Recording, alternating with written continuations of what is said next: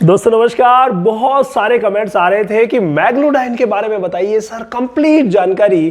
फ्लोनिक्सिन मैग्लोमाइन जिसके अंदर सॉल्ट होता है उसकी कंप्लीट जानकारी। ये कई बार इतनी भयंकर से भयंकर गड़बड़े कर जाता है कि इतने पैसे लगने के बावजूद रिजल्ट भी नहीं देता और उल्टा नेगेटिव इफेक्ट दे देता है।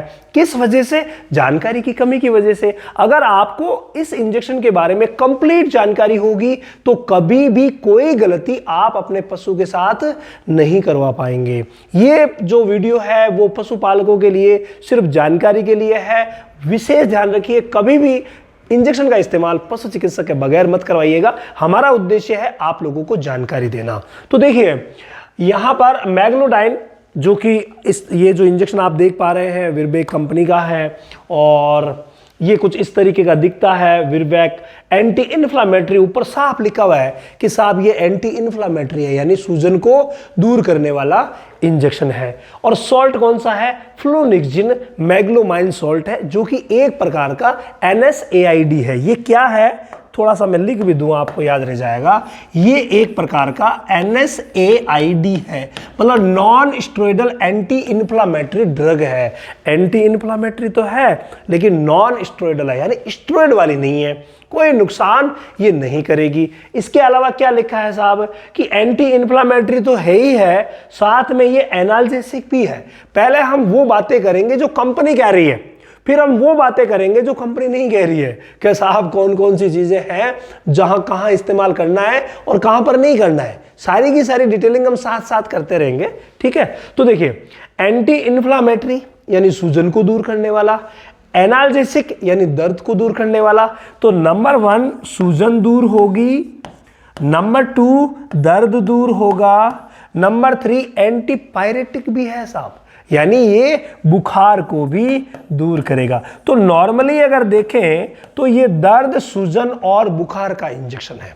अब भाई दर्द किस बीमारी में नहीं होता?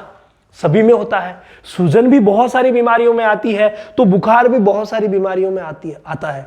तो ये तीनों का सामंजस्य बिठा के चलता है। इसी वजह से इसे कहा जाता है कि ये हर दर्द का इंजेक्शन है, हर बीमारी में लगाया जा सकता है। हालांकि ज्यादा जब लो टेम्परेचर होता है ना तो उस समय इसका नुकसान कई बार देखा जा सकता है, ठीक है। बाकी ये नॉर्मल टेम्परेचर पर या नॉर्मल से हाई टेम्परेचर पर तो भाई बादशाह है, गजब का काम ये करता है। ये बातें यहां लिखी गई है। मैग्लोडाइन नाम हिंदी में भी लिखा है, वेटनरी का है, विरबैक कंपनी का है। आगे चलेंगे इसके बारे में कंप्लीट। लेकिन भाई पहले हमने देख लिया कि सॉल्ट तो फ्लोनिक्सिन मैग्लोमाइन है, लेकिन है कितना ये भी तो देखना जरूरी है। तो देखिए इसमें जो फ्लोनिक्सिन मैग्लोमाइन है वो 83 mg पर ml में है। यहां ईच ml का कंटेंट कितना है भाई? 83 mg पर ml में है। और वो इक्विवेलेंट किसके हैं कि फाइनल अगर इक्विवेलेंट किया जाए तो वो साहब 50 mg के ही इक्विवेलेंट है, ठीक है भाई। आगे ही बात समझ में है तो 83 और लेकिन इक्विवेलेंट 50 mg के ही आपको मान के चलना है। हो गई बात। अब देखो आगे कंपनी ने क्या कहा है कि इसकी डोज क्या क्या है। भाई डोजेस तो तगड़ी मिलेगी, लेकिन डोज जानने से पहले इसके उपयोग भी जरूरी है। यार ये काम कहां कहां आता है? अब लिख दिया साहब कि दर्द, सूजन, बुखार में। वाकई दर्द, सूजन, बुखार की हर एक स्टेज में ये काम आता है। लेकिन डोज बताऊं उससे पहले कुछ इसके वर्क यार मैं आपको बता दूं। चलिए हो सके तो कुछ वर्क है हम लिख ही लेते हैं, ठीक है। मोहन भाई को ज्यादा एडिटिंग नहीं करनी पड़ेगी। तो देखिए ये दर्द, सूजन, बुखार का है और बहुत तेज एक्शन देने वाला इंजेक्शन है, यानी बहुत तेज ये असर करता है। लेकिन दर्द, सूजन, बुखार के अलावा ये पेट दर्द में भी काम आता है। जितनी चीजें हमने देखी उनमें से अगला पॉइंट क्या आया है?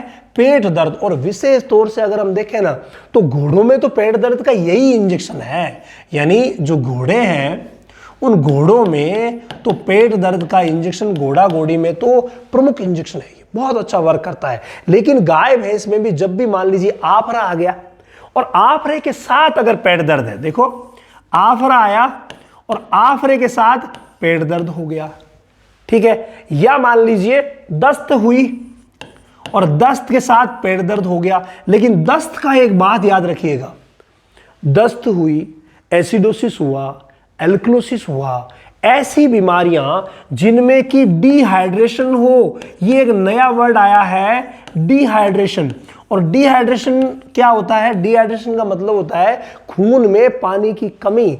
अब आप पशु चिकित्सक से मैं इसीलिए कहा था कि सिर्फ पशु चिकित्सक ही इसका इस्तेमाल कर सकते हैं, क्योंकि डिहाइड्रेशन को वही पहचानेंगे जहां डिहाइड्रेशन हो, यानी कि खून में पानी की कमी हो, वहां इसका इस्तेमाल कतई नहीं करवाया जाता। चाहे दस्त हो रही है, यहां मैंने दर्द लिखा है, दर्द में तो हो जाएगा लेकिन दस्त में नहीं होगा, ठीक है। अगर दस्त है और उस स्थिति में मान लीजिए डिहाइड्रेशन हो गया, दस्त में तो होता ही है, तो इसका इस्तेमाल नहीं करवाना होता। इसके अलावा अगर मान लीजिए एसिडोसिस हो गया और उसमें पेट दर्द हो रहा है तो वहां ये काम नहीं करेगा। मान लीजिए एल्कलोसिस हो गया, क्योंकि ये ऐसी कुछ बीमारियां हैं जहां पर डिहाइड्रेशन होता है, इसलिए प्लीज ध्यान रखिएगा जहां डिहाइड्रेशन हो वहां इसका इस्तेमाल नहीं करवाना है। बाकी आपरे का दर्द हो गया या कोई अन्य इंटेस्टिनल ऑब्स्ट्रक्शन का दर्द हो गया, गज्जब है, आप लगवा दो। इसके अलावा थनैला का आपने नाम सुना, मैस्टाइटिस, थनैला, ठीक है। तो मैस्टाइटिस में भी ये बहुत अच्छा है। मैस्टाइटिस यानी थनैला, ऑल काइंड ऑफ थनैला, कैसी भी सूजन थनैला में है ना, ये फाइब्रोसिस नहीं होने देगा, तो ये बहुत अच्छा काम करेगा। अगर समय पे इस्तेमाल हो गया ना तो फाइब्रोसिस नहीं होने देगा। इसके अलावा मेट्राइटिस, इसी से रिलेटेड एक प्रॉब्लम है, ये तो होती है थन में और ये होती है उसके ऊपर बच्चेदानी में, मैट्राइटिस। तो मैट्राइटिस की जो प्रॉब्लम है, बच्चेदानी की सूजन, भाई गजब। और इंटरनल सूजन की जितनी भी बीमारियां होती है ना, जैसे आरटीआई होती है, रेस्पिरेटरी ट्रैक इन्फेक्शन, तो इनमें क्या होता है, जैसे निमोनिया हो गया, फेफड़ों की सूजन, ट्रकियाइटिस हो गया, ट्रकिया की सूजन, लेरिंजाइटिस हो गया, लेरिंज की सूजन, फेरिंजाइटिस होगी, फेरिंग्स की सूजन। तो अगर ऐसी कोई भी सूजन है वहां भाई ये बहुत गजब का काम करता है। तो आरटीआई में रेस्पिरेटरी ट्रैक इन्फेक्शन जो भी हुआ है और उसमें जो सूजन हुई है ना, वहां ये बहुत अच्छा काम करता है। इसके अलावा कई बार क्या होता है, पेट में कई प्रकार के टॉक्सिन चले जाते हैं साहब, और उन टॉक्सिन्स की वजह से भी सूजन आ जाती है। कई ऐसे पैथोजेंस होते हैं जो इरिटेशन करके सूजन कर देते हैं, कई जो बाहर सूजन आती है वो, कई अंदर सूजन आती है वो। पानी भरी सूजन में भी ये अच्छा काम करता है। तो फाइब्रोटिक जो सूजन होती है, हार्ड सूजन, उस पर भी अच्छा काम करता है। कई बार जोड़ों की जो सूजन होती है ना, जिसको ऑर्थराइटिस बोलते हैं, अकड़न जो होती है, एकदम से अकड़ जाता है, शरीर जकड़ जाता है, भाई वहां पर भी ये बहुत गजब का काम करता है। तो ऐसी स्थिति में कर सकते हैं। लेकिन एक कंडीशन और भी है जहां इसका इस्तेमाल नहीं करवाया जाता। कौन सी है भाई? वो है ब्लीडिंग की। अगर मान लीजिए बहुत ज्यादा ब्लीडिंग हो गई है, ब्लड बहुत ज्यादा निकल गया है, तो उस स्थिति में इसका इस्तेमाल नहीं करवाना है, चाहे वो बीमारी कोई सी भी हो, ठीक है। इसके अलावा जो छोटे बच्चे हैं ना, उनमें इसका इस्तेमाल नहीं करवाना। 1.5 महीने से छोटे बिल्कुल भी नहीं करवाना, ध्यान रखना। अगर मूत्र तंत्र से रिलेटेड प्रॉब्लम हो, यूटीआई या फिर लीवर से संबंधित कोई प्रॉब्लम हो, तब इसका इस्तेमाल नहीं करवाया जाता है, ठीक है। ये कुछ इंडिकेशंस है जो इस्तेमाल करने होते हैं। इसके अलावा प्रेगनेंसी में बिल्कुल सेफ है, प्रेगनेंसी की हर स्टेज में आराम से लगाया जा सकता है। लेकिन हाँ, जब लेबर पेन शुरू होने वाला है ना, उस समय मत लगवा दीजिएगा। लेबर पेन शुरू होता है मतलब प्रसव के जस्ट पहले, उस समय लगा देते हैं तो फिर वो पेन गायब, तो बहुत बड़ी दिक्कतें आगे आकर के खड़ी हो जाती है और डिलीवरी आसान नहीं होती। इसके अलावा अगर मान लो रिपीट करना हो आपको, आप रिपीट करें तो रिपीट आप 12 से लेकर के 14 घंटे में रिपीट कर सकते हैं। इमरजेंसी हो गई साहब तो 12-14 में कर दीजिए, नहीं तो 12 से 24 घंटे में आप रिपीट कर सकते हैं, ठीक है भाई। इमरजेंसी में 12 घंटे के साथ दर्द रुका नहीं और बाकी आप 24 घंटे से इसको रिपीट कर सकते हैं। अब कंपनी कुछ और बातें कह रही है तो उनको भी ले लेते हैं। वो क्या है? विड्रॉल पीरियड इसका कितना है? विड्रॉल पीरियड देखिए मिल्क में कितना है, कैसा आप 48 घंटे तक मिल्क में रहेगा। मीट में अलग अलग जानवरों में अलग अलग रहेगा। घोड़े में 28 दिन, कैटल में 14 दिन और पिग में ये 24 दिन तक रहेगा। Do not exist recommended dose, dose से ज्यादा मत जाइए, परेशानी हो सकती है, डोज में भी आपको बताऊंगा। और use with question in animals under 6 week of age, ये ध्यान रखना 6 सप्ताह से नीचे, जो लगभग 1.5 महीना हो गया, इससे नीचे मैंने पहले भी आपको बताया था कि इसका इस्तेमाल मत करवाइएगा। इसके अलावा स्टोर कर दीजिए, कोई दिक्कत नहीं है 30 डिग्री पर। और सॉल्यूशन में अगर कोई हार्ड पार्टिकल दिख रहा है, अंदर कोई तिनका दिख रहा है तो मत यूज कर दीजिएगा, एनिमल यूज ही है। और रेट वगैरह भी ठीक है, 20 ml की 210 यहाँ बताई गई है। तो अपनी बात पे आते हैं मेन डोज पे। ये बहुत बड़ा चैप्टर है तो इसको देख लेते हैं। तो देखिए कैटल, सीप और गॉट तीनों में एक ही डोज बताई है कंपनी ने, वो बता रहे हैं 1.1 mg से 2.2 mg flunixin per kg body wait के हिसाब से लगाना है, यानी 1 to 2 ml मैग्लोडाइन पर 45 किलो पर लगाना है। तो 2 ml 45 किलो पर यह डोज यहां पर बताई गई है, यानी 22.5 किलो पर 1 ml मैक्सिमम डोज इन्होंने बताई है। तो 22 केजी पर 1 ml के हिसाब से इसको हाईएस्ट लगाया जा सकता है, इससे ज्यादा कंपनी के हिसाब से गाय, भैंस, भेड़, बकरी में नहीं लगाना है, यह ध्यान रखना है। और लगाने के लिए कह रहे हैं कि स्लो आईवी लगा दो, चाहे स्लो आईवी लगा दो या आईएम लगा दो, तेज आईवी भी नहीं लगाना है, खटाक से पुश कर दो, आप क्या पता शौक आ सकता है। तो इसीलिए स्लो आईवी लगाना है और आईएम इंजेक्शन लगा सकते हैं, कोई दिक्कत नहीं है। डॉग में भी दिया है डॉग में लिखा है 1 mg फ्लूमैक्सिन पर केजी बॉडी वेट के हिसाब से लगा दो साहब 1 mg, यानी डॉग में जो डोज है वो 1 mg की है, ठीक है।